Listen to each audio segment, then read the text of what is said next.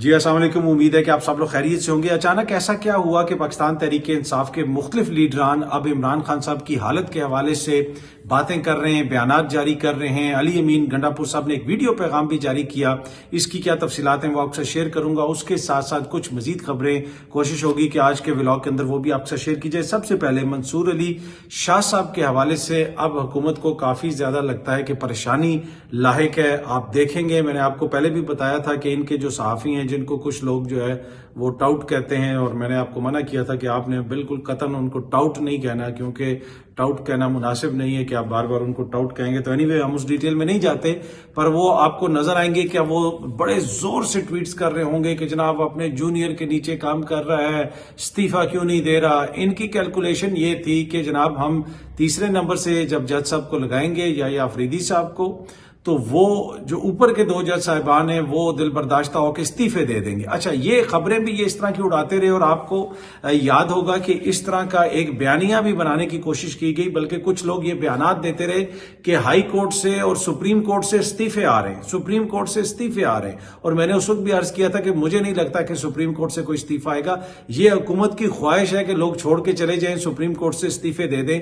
तो आप जाके देख लें कि कौन कौन कह रहा था कि जी सुप्रीम कोर्ट से इस्तीफे आ रहे हैं। ये खबरें हुकूमत वाले और हुकूमती जराए सहाफियों को फीड कर रहे थे कि जनाब सुप्रीम कोर्ट से इस्तीफा आ सकता है, सुप्रीम कोर्ट से इस्तीफा आ सकता है, ताकि एक तरह से ग्राउंड प्रिपेयर किया जाए और जजेस को भी मेंटली तैयार किया जाए कि जनाब वो इस्तीफा देके घर चले जाएं, और मतलब लोग कहेंगे कि जी बहुत बड़ा इकदाम हो गया, बल्ले बल्ले हो गई, उन्होंने इस्तीफा दे दिया। तो ये ख्वाहिश बड़ी है कि किसी न किसी तरीके से जस्टिस मुनीब अख्तर साहब और जस्टिस मंसूर अली शाह साहब से को मजबूर किया जाए, या किसी तरीके से वो खुद ही इस्तीफा दे के चले जाएं। लेकिन वो कहीं पर भी इस्तीफा दे के नहीं जा रहे। और गुज़िश्ता रोज जो फुल कोर्ट इजलास हुआ पाकिस्तान की सुप्रीम कोर्ट के तमाम जज साहिबान ने उसमें शिरकत की।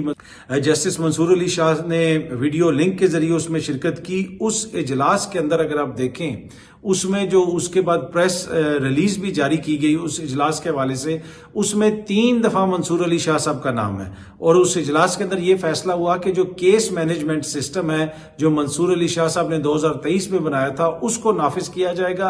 1 महीने के लिए देखा जाएगा कि उससे केसेस को तेजी से निपटाने में कितना फायदा होता है। तो एक तो मंसूर अली शाह साहब का जो बनाया हुआ केस मैनेजमेंट सिस्टम है उसका निफाज हो गया। दूसरी जानिब जनाब 3 दफा उनका जिक्र हुआ उस प्रेस रिलीज के अंदर। फिर वो प्रैक्टिस एंड प्रोसीजर जो कमेटी का सिलसिला है उसमें भी मुनीब अख्तर साहब वापस आ गए हैं। तो जो जो ये चीजें हो रही हैं उससे हुकूमत की परेशानी में मजीद इजाफा हो रहा है। और कल का जो फुल कोर्ट इजलास हुआ और उसके बाद जो प्रेस रिलीज आई, अब ये जोर से, बड़े जोर शोर से आप देखेंगे कि कुछ लोग कह रहे होंगे कि बस वो इनको तो चले जाना चाहिए, मंसूर अली शाह को इस्तीफा दे देना चाहिए, और ये कैंपेन आपको जोर पकड़ती हुई नजर आएगी। गुज़िश्ता रोज पाकिस्तान तहरीक इंसाफ का जो इजलास हुआ, जिसमें सलमान अकरम राजा साहब ने भी शिरकत की, पार्लियामेंट में ये इजलास हुआ, उसके अलावा इसमें पार्लियामेंटेरियंस भी मौजूद थे। उसमें यह फैसला किया गया कि पाकिस्तान तहरीक इंसाफ के जो लोटे हैं उनके खिलाफ कार्रवाई को अंजाम तक पहुंचाया जाएगा। खान साहब ने भी ये वाज़े पैगाम दिया है कि जो जो लोटा है, जिसने गद्दारी की है, उसको फारिग किया जाए, उसका जमात में किसी किस्म का कोई किरदार नहीं हो सकता। इसी तरह आपने देखा कि पार्लियामेंट के अंदर भी असद कैसर साहब ने लोटों की तस्वीर वगैरह भी उठाई हुई थी, जनाब के ये लोटा हुआ, ये लोटा हुआ। उसमें एक वो चौधरी इलियास साहब भी हैं जिनको के हवाले से ये खबरें आई। जब पहले और इमरान रियाज खान साहब ने खबर दी तो उन्होंने कहा कि जनाब ये झूठी खबर है और मैं इनके खिलाफ मुकदमा करूंगा, और अब तो उन्होंने वोट वगैरह भी दे दिया है। लेकिन शो का नोटिस जारी हुआ है, तमाम लोगों को मौका दिया गया है कि वो अपना बयान जमा करवाएं, वो बताएं कि किस वजह से उन्होंने ये हरकत की है।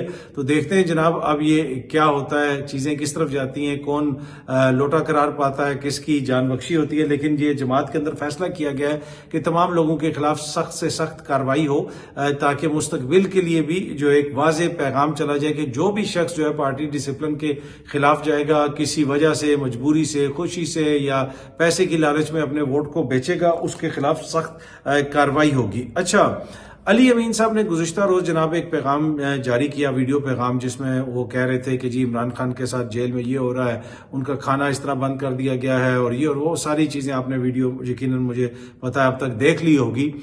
उससे पहले जो है आपको पता है कि during the day Imran Khan साहब की बहनों की गालिबन पहली दफा मुलाकात हुई इमरान खान साहब से, जब से वो सारा सिलसिला शुरू हुआ था कि इमरान खान की मुलाकातों के ऊपर पाबंदी लगा दी गई थी, उनकी किसी से मुलाकात नहीं हो सक रही थी। इस दौरान बीच में पाकिस्तान तहरीक इंसाफ की लीडरशिप उनको मिल के आई, बैरिस्टर गौर मिल के आए, असद कैसर गालबन थे और दीगर कुछ लोग थे, ये लोग उनको मिल के आए और उन्होंने भी आके एक प्रेस कॉन्फ्रेंस की। लेकिन जब उनकी बहन उनसे मिल के आई और उसके बाद उनकी बहन ने जो बातें की, उसके बाद आप देख रहे हैं कि अब तहरीक इंसाफ की मुख्तलिफ जो लीडर्स हैं वो ये कह रहे हैं कि ये हो गया वो हो गया। भाई आप तो उस वक्त इमरान खान को मिल के आए थे, आज तो इमरान खान बड़ी अच्छी हालत में था। आज इमरान खान साहब जो हैं उन्होंने शेव भी की हुई थी, यानी गुज़िश्ता रोज जब इमरान खान साहब की मुलाकात हुई अपनी बहनों के साथ, इसलिए कि वो जो ट्रायल चल रहा था वहां पे गालबन अल कादर ट्रस्ट वाला, उसमें अलीमा खान साहिबा और उनकी जो बहन दूसरी है गालबन, वो दोनों अंदर गई हुई थी या अलीमा खान साहिबा गई हुई थी। तो अलीमा खान की तो आज उनसे मुलाकात हुई और आज यानी गुज़िश्ता रोज उनसे मुलाकात हुई और उसमें उनकी हालत इमरान खान साहब की बड़ी अच्छी थी, उन्होंने शेव वगैरह की हुई है। खान साहब दोबारा जिस तरह क्लीन शेव होते हैं उसी तरह थे, उन्होंने एक्सरसाइज भी की थी जिसकी वजह से वो ज्यादा हशाश बशाश लग रहे थे। और जो बुनियादी तौर पे उनका इशू था, वो जो अपने आप को सही फील भी नहीं कर रहे थे, उसकी भी बड़ी वजह यह थी कि उनसे एक्सरसाइज मशीन ले ली गई थी और एक्सरसाइज करने की उनको इजाजत नहीं दी जा रही थी। अलीमा खान साहिबा ने भी इस जानिब इशारा किया और बड़ी सख्त उन्होंने बातें की और बड़ी तशवीश का उन्होंने इजहार किया। खान साहब की एक रूटीन है, एक शख्स की जो एक रूटीन होती है, अगर वो रूटीन के मुताबिक चीजें ना चल रही हो तो ऑब्वियसली उसको लगता है कि यार मेरी तबीयत ठीक नहीं है। और जिस बंदे को एक्सरसाइज की आदत हो उसके लिए एक्सरसाइज बड़ी जो है ना वो इंपॉर्टेंस रखती है। और आपको याद होगा कि वो इवन के धरने के दिनों में जब खान साहब ने वो पुराना धरना दिया था 126 दिनों का, उसमें भी वो बड़े लेथार्जिक से फील जब करते थे तो वो जाते थे और एक्सरसाइज करके वापस आते थे और उसके बाद वो लोगों को बताते थे कि अब मैं बड़ा फ्रेश फील कर रहा हूँ। पर एनीवे आज गुज़िश्ता रोज जो उनकी मुलाकात हुई उसमें वो काफी फ्रेश नजर आ रहे थे। जिन भी लोगों की उनसे मुलाकात हुई, उनसे जिनसे मेरी बात हुई, उन्होंने मुझे बताया। लेकिन उनके साथ जो कुछ होता रहा, जो सिलसिला उनके साथ रवा रखा गया, उसके हवाले से खान साहब ने वहां पे जिक्र किया। खान साहब ने जज साहब को भी बताया कि जनाब ये क्या हो रहा है, अपनी बहनों को भी बताया। और जब उनकी बहनों ने बाहर आके शोर डाला तो उसके बाद तहरीक इंसाफ की सारी लीडरशिप जो है वो नंबर बनाने के लिए आ गई। आज हम आप देख लें कि कौन कौन वहां पे बाहर पहुंचा हुआ था। अब ये भी आ रहा है कि जनाब वो उनका यहाँ पे केस लगा हुआ है तो सारे एमएनए वहां पे भी आ जाएं और यहाँ पे भी आ जाएं। भाई पहले जब आप मिल के आए थे उस वक्त तो इमरान खान इंतहाई बुरी हालत में था, आपको तो चाहिए था कि उसी वक्त आप शोर डाल देते, जेल के बाहर निकल के शोर डाल देते। आप अंदर से कह रहे थे कि जी इमरान खान डटा हुआ है, इमरान खान ने क्यादत के ऊपर एतमाद का इजहार कर दिया है। तो उधर से तो वो अजीब सी बातें जो है आके कर रहे थे और जिसके ऊपर बहुत सारे लोगों ने भी तनकीद भी की कि भाई आप करने क्या गए थे, कि या वो इमरान खान का हाल पूछने गए थे, उनसे मशवरा करने गए थे, या क्यादत को विंडिकेट करवाने गए थे। पर एनीवे अलीमा खान साहब ने जो बातें की हैं उसके बाद अब अली अमीन साहब का वीडियो पैगाम भी जारी आ गया। क्या पहले अली अमीन को नहीं पता था कि इमरान खान साहब किस हालत में है, या अली अमीन को ये सारी चीजें नहीं पता थी? वो तो उनको तो पहले भी पता थी, बैरिस्टर गौर मिल के आए थे, दीगर क्यादत मिल के आई थी, क्या उन्होंने नहीं बताया था?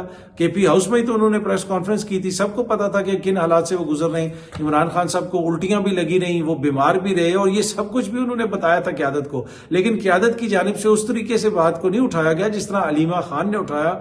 और अलीमा खान के उठाने के बाद फिर वो मसला जो है आप देख रहे हैं कि अब ये लोग भी सारे जो है वो कह रहे हैं कि ये है वो है, तो भाई वो हम पाकिस्तान बंद कर देंगे, वो बंद कर देंगे, ये बंद कर देंगे। तो भाई पहले भी तो आपको पता था ना कि क्या हो रहा है खान साहब के साथ जेल के अंदर, उस वक्त तो आप लोग इतनी आवाज नहीं उठा रहे थे। एनीवे अब कोर्ट से भी रुजू किया गया है, इमरान खान साहब की जानिब से उनकी बहनों ने रुजू किया है और गालबन पार्टी ने भी कोई दरखास्त वगैरह दी है कि जो एक सहूलतें मिलती हैं एक साबिक वज़ीर आज़म को, मेक श्योर किया जाए कि इमरान खान साहब को वो सहूलतें मिलें। जिस तरीके से इमरान खान साहब जेल काट रहे हैं, उनको बहुत सारी वहां पे मुश्किलात का सामना। एक छोटा सा उनको जो सेल दिया हुआ है 6x10 का, और उसकी तस्वीरें वगैरह भी जारी की गई थी, बल्कि आम जो एमएनएस वगैरह ने भी जाके जेलें काटी आगे पीछे। वो भी जो स्टोरियां सुनाते हैं वो ये बताते हैं कि बड़ा बेहतरीन अंदर हमें कमरा वगैरह दिया गया, बड़े अच्छे तरीके से हमारा टाइम गुजरा।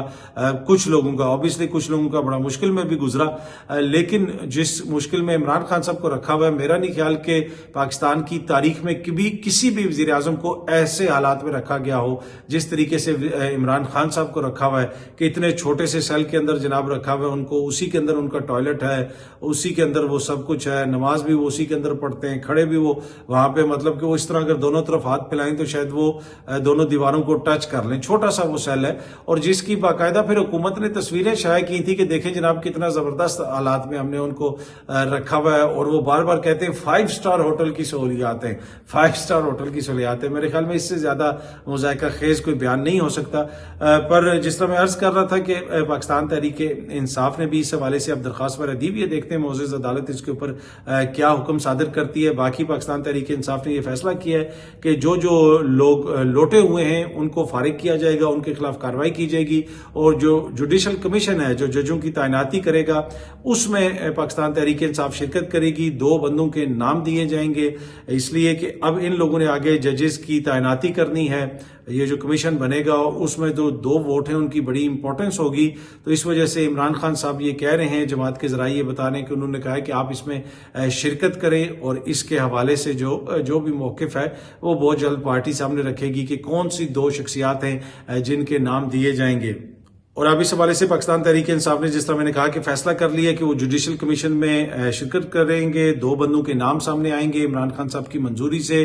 पर उनका अभी भी फैसला वही है कि हम 26वीं आईनी तरमीम को नहीं मानते, लेकिन क्योंकि ये एक प्रोसेस चल रहा है तो हम इसको इस तरह छोड़ नहीं सकते।